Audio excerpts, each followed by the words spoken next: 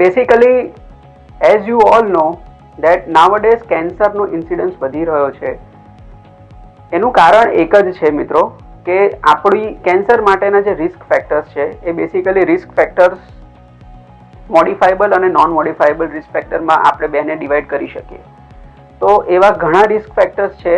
ઇન્ડિયાની અગર આપણે વાત કરીએ તો આપણે એને મોડિફાય કરી શકીએ છીએ, જેમ કે છે tobacco, alcohol, smoking, a lack of physical activity, obesity, diet, certain drugs, certain chemicals.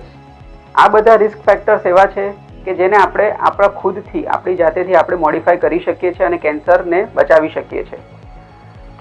એટલા એવા ફેક્ટર્સ છે કે જે નોન મોડિફાયેબલ છે, જેમ કે એજ છે, હેરિડિટરી છે, જીનેટિક કેન્સર એટલે કે ફેમિલિયલ કેન્સર. આ બધા વસ્તુ આપણા હાથમાં નથી. બટ લકીલી આ કેન્સરનો ઇન્સિડન્સ એટલે કે એની થવાની શક્યતા પણ ઓછી છે. બરાબર છે.